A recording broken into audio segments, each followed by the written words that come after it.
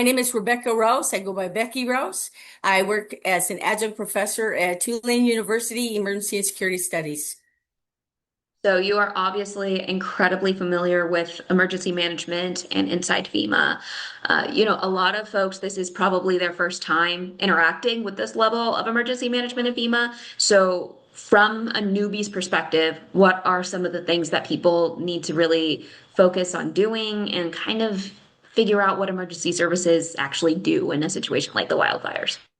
Okay, so one thing I think folks don't necessarily understand, most folks in the United States, maybe the whole world, that FEMA responds to what the state or the local community has requested or a tribal entity has requested. So they are not the first responders. They are not the first folks there. There are thousands of incidents, disasters, crises that occur throughout the country each year that FEMA does not have a role in. So this is a pretty substantial and pretty significant event, the wildfires in Washington state, as well as all of the other states where things are going on right now. So states and or local communities will request capabilities that the federal government will have that either the local community has run out of or they didn't have a full and robust capability to respond in the first place because all disasters are local and then they move up from there. They ask the state, they ask their fellow counties or parishes.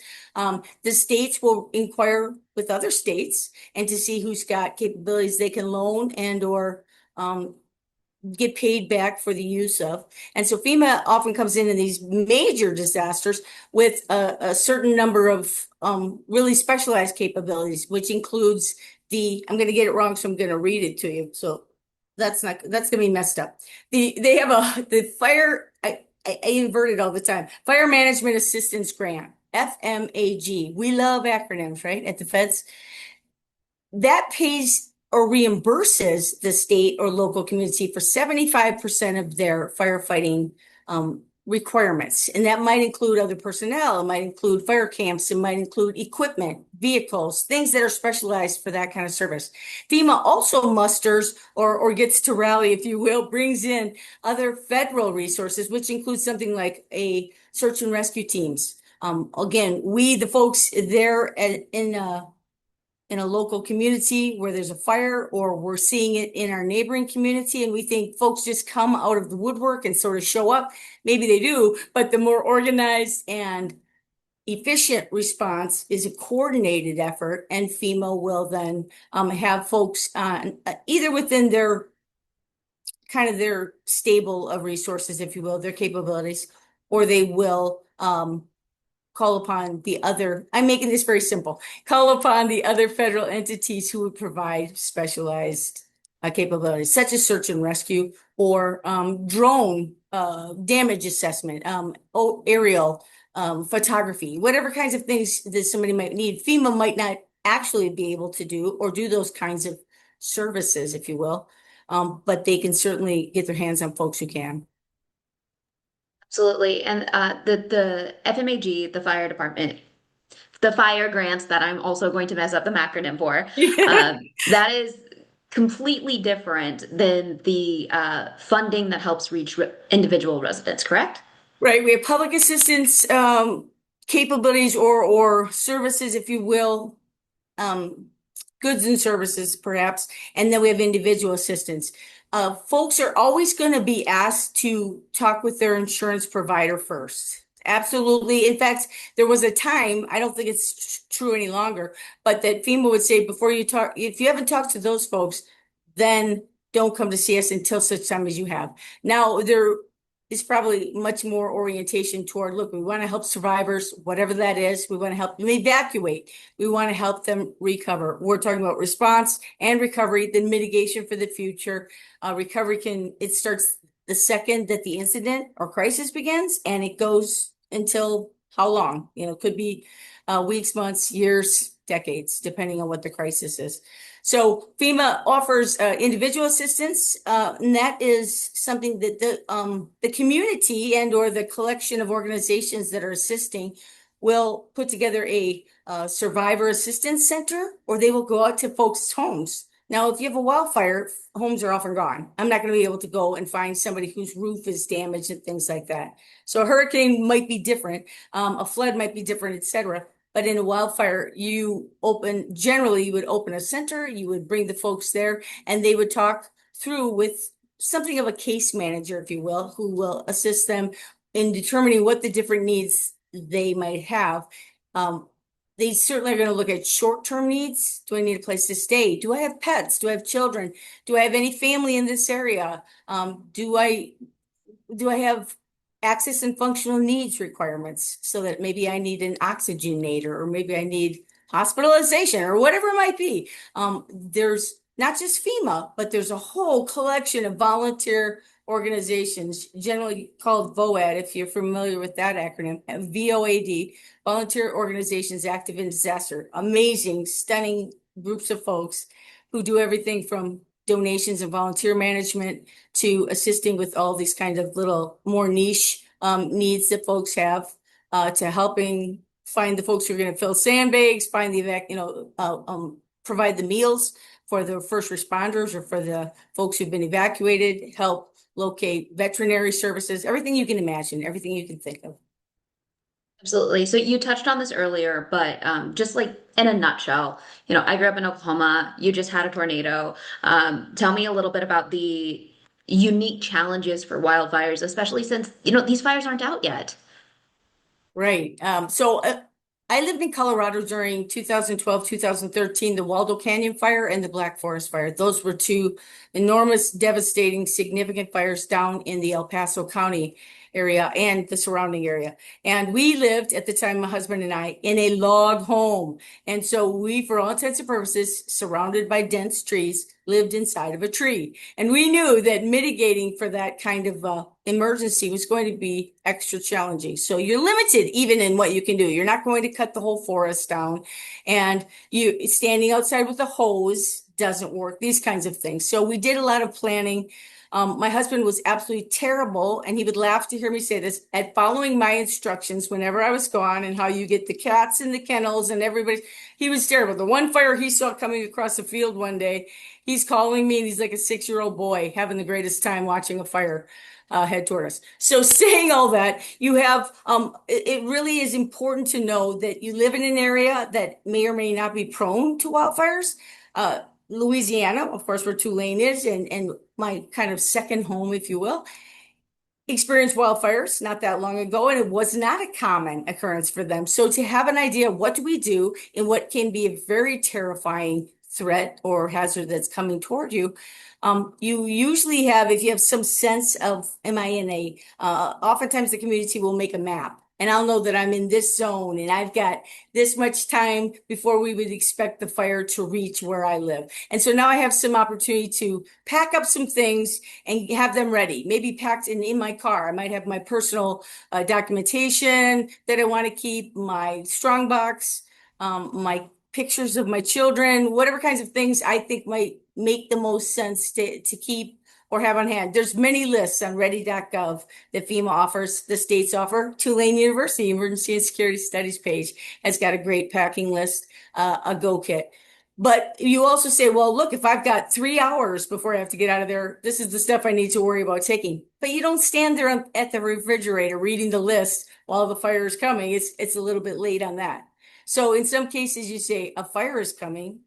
The horrible misfortunes of those in Maui, for example, where the fire was so unexpected and unforecasted. And what you take? You take your life and you get out and you literally, I'm going to get emotional. You run for your life if you have to. In Colorado again, and in other places, you find folks are just opening their fences and their livestock are running for their lives. Is this what happens all the time if you have pre-warning? No, then you have a chance to evacuate. You've got facilities that have been designated as a place that you're taking your horses, perhaps your cattle, whatever. In Wisconsin, where we have dairy farms, if we were to have something like this, the chance of you being able to evacuate an entire dairy farm, that would take a tremendous long time to effect. So you can see that sometimes you have immediate actions and other times preparedness and planning will make a difference in terms of what you might salvage or what you might save And then again, we see folks who are sitting there with a hose, waiting, and they're going to kind of fight the fire. A terrible idea. Never a good idea. I've never heard a single case where a person said, "This is how I saved my house." I sat there and I fought off the flames with a hose. Safety is definitely paramount in that, and in Yeah. preparedness as well as you outlined. I would definitely like a copy of that packing list later. So thank you for Oh, that. good. Very So good. let's talk a little bit about FEMA because again, most of people in the area, it's their first time interacting with it. When individual assistance opens, I know that there's ways to register online. We have on our website like there's the app, there's the phone number, in person even. What are some important documents, photographs, other things that people may need to get that help? One thing we like to advocate for, and this is mostly with emergency and security studies, when we've talked about it or when we have our students do preparedness with other students and such, as we talk about taking photos of your treasured possessions, for instance. And that's been around ever since cameras have existed, right? That for your insurance company, you would have a picture of your fabulous television that you'd like to replace if something happened to it. But you can also take photos of your photos, take photos of your documents, and keep those in a scanned form on the cloud. Or you can forward them to somebody else if you think, perhaps your life might be in danger, whatever kinds of things you might need. You can take pictures of your ID if you feel safe that your phone has got a good password protected or biometric system protect your information still, or if you keep it in the cloud and you've got a good password there, then you'll be able to retrieve it from wherever you are. You're not going to have to go out to a shoebox in the car that my husband forgot to pack during the fire kind of thing and try to sort through and sift through some old information. So that's one way to kind of keep hold of those kind of documents or materials. What you need anymore. I think increasingly, I once or recently had my internet fixed, and I'm like, I don't know where any of that information is that you're asking me for right now. It's on my phone. I'm not there. I don't have my phone, whatever the reason was. And they go, oh, no, it doesn't matter. We've got it all. So you're finding increasingly the companies with your last name and maybe your phone number can retrieve whatever information you need. If it's insurance documentation, you no longer have to have the binder. You don't have to have, maybe you need the phone number, but even then, the internet being so robust and so easily managed, you're going to be able to find the information that you want. The folks there at the state or the local community areas, if the FEMA has a disaster assistance center, whatever these areas are that might be set up, someone's going to help you out easily and just ask for all the help that you think you need and tell them what you're trying to retrieve. Another thing I have found is when I was in hurricane, I wasn't in it. I was in Louisiana, New Orleans for Hurricane Ida. She was a big one, a mean one, and my flights kept getting canceled. I was supposed to head out of town that night. Well, the airlines was amazing, and there was a hotel many states away that was hosting a conference. And while there was not going to be any kind of money back on my room and things like this, I still wanted to save my school if I could, the dollars that we had invested in this conference. And sure enough, the hotel was magnificent. They were amazing. And in fact, they were like, what else can we do? So I found that with everybody I called, if I tried to get some sort of money back on some deal that I had, or if you find that your car is now disabled and you need assistance renting a car, whatever it is, don't be afraid to ask and to leverage, kind of your circumstances, and let folks know what you're experiencing. I think society's gotten better at that, asking for help when we need it, right? Instead of just, well, we have friends and neighbors who don't have good cell phone coverage, who don't have internet coverage, who may have literacy challenges, right? So to know who in your family, hey, he's never going to ask for help because they're going to send him something on his phone and he won't decipher the text very well or whatever it be. That we also pay attention and help out our community mates as best we can and have an awareness of what's going on with our families, wherever they're at. Be nags. I've more than once had to nag my mom. Don't just stay there. If anything happens, my friend is standing by. She was in Loveland, Colorado, and they had a fire. This was last year, the year before. And it was certainly not approaching, but fires are very dramatic. You can see the fire, you can see the smoke, you can smell the smoke, you're breathing the smoke. And so it gets very dramatic for the folks who can't do anything and are 1,000 miles away and are hoping that the good judgment of their senior mother or whomever, that they make good decisions. I know I'm going Watching all out for over your the family place. is so important, and your Yeah, neighbors as well. So absolutely. I know you've worked many wildfires in the past, as you've mentioned. I want to ask, just in general, from an emergency management perspective, from a FEMA perspective, what are some common needs that get overlooked early on that could cause a bigger problem later? Wow. I'd say good question, but they're all good questions. Of course they are. That's what you do.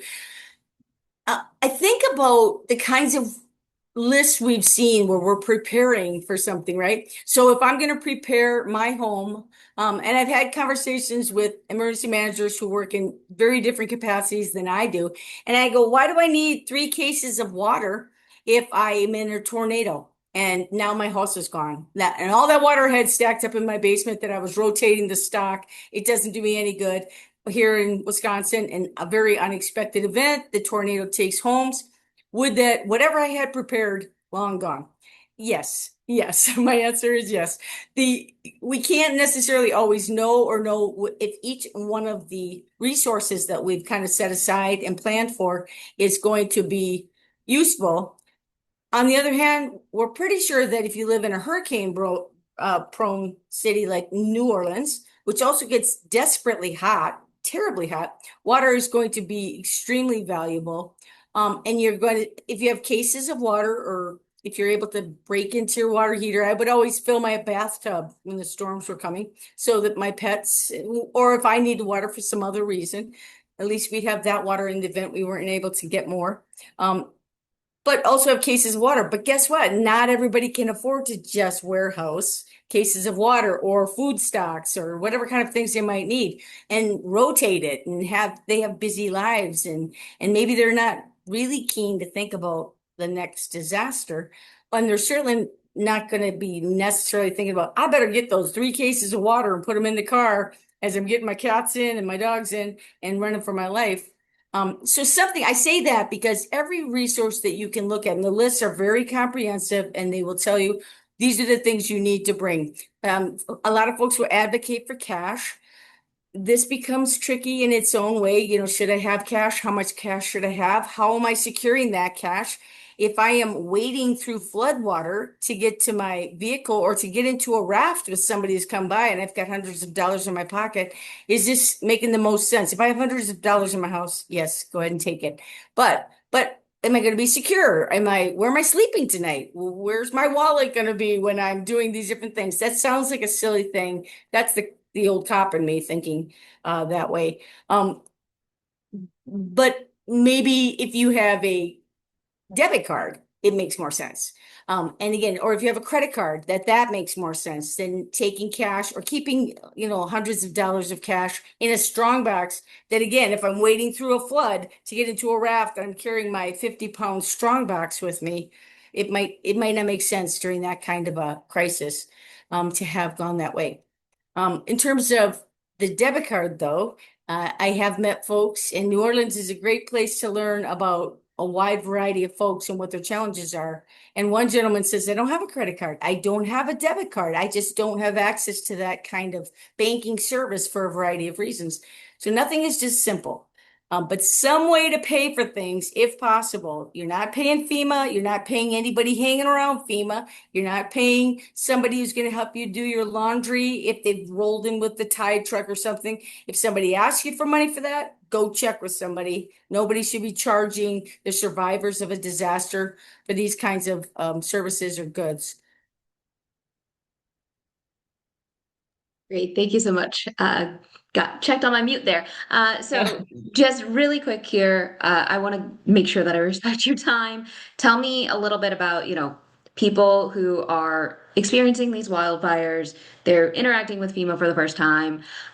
You and I are familiar that the government moves very quickly and very slowly all at once. What is your message for people who may need to pack a little extra patience?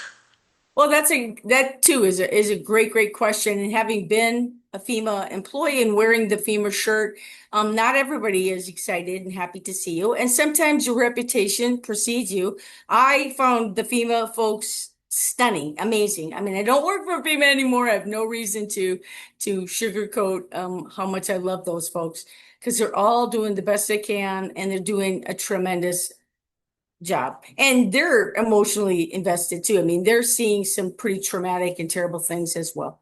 So they, and again, back to the local and state responders, those volunteer organizations who really are huge force multipliers. FEMA is going to help you link up with the different assorted agencies that you're going to need assistance with. I mean, you literally walked away from a catastrophe with nothing but the clothes on your back. This is the agency that's going to help you reestablish with maybe some household goods or maybe temporary living situation or maybe the clothing that you're going to need just to, the kids are starting school in a week or two, or to try to get folks back to some sense of normalcy immediately. And then, yes, FEMA does process as quickly as they can, whatever kind of temporary measures or interim measures, I should say, that there are living funds to help you, you know, just kind of survive day to day, as well as whatever else might have been going on. It's not like we all went into a disaster and had no debt and had no bills to pay, and maybe those companies care or don't care whether you're suffering in this way. And so FEMA has enormous capability to do a long-term recovery. So once the wildfires are under control or whatever the disaster might be, that they can assist if the state and or the local community so desire. They can assist with the long-term recovery and caseworkers who assist beyond just, okay, well, we put a bunch of Band-Aids on everything and now we're going to let you go back to your life.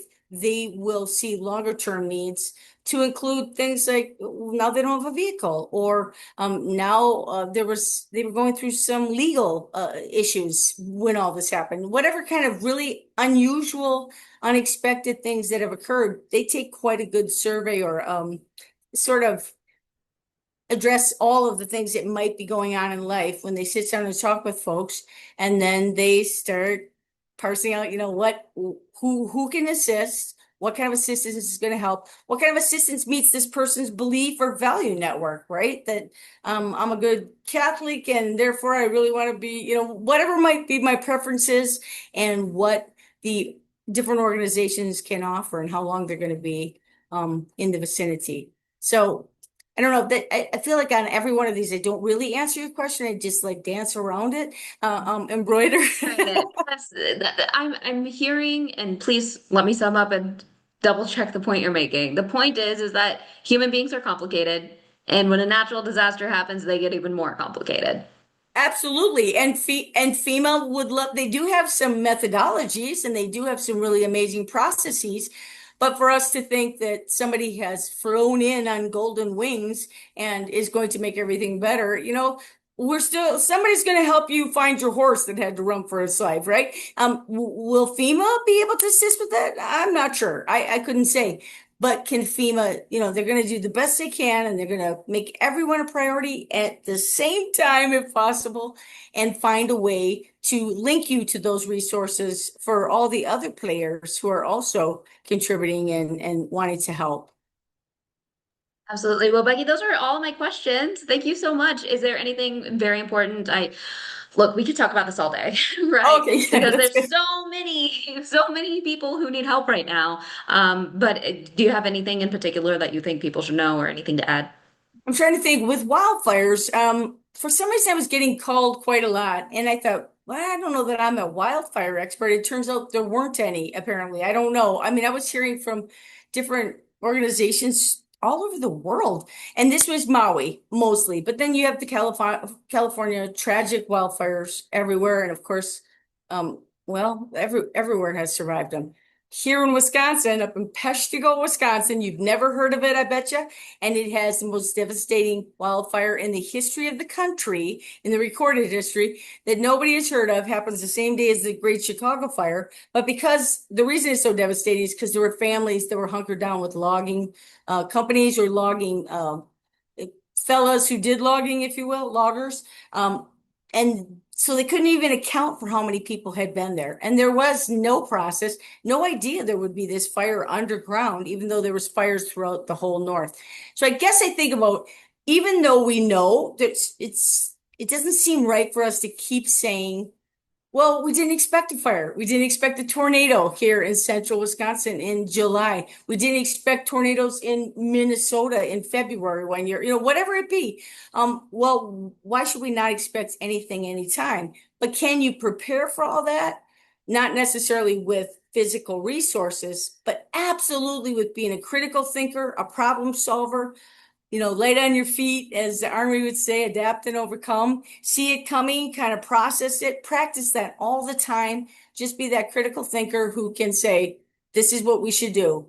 This is the best choice I can make right now. And I think that's one thing we can promote and take care of each other. You and I talked about that a few minutes ago. Look out for each other. Find other folks who can help, want to help. There's a lot of people standing by just waiting to be asked to help.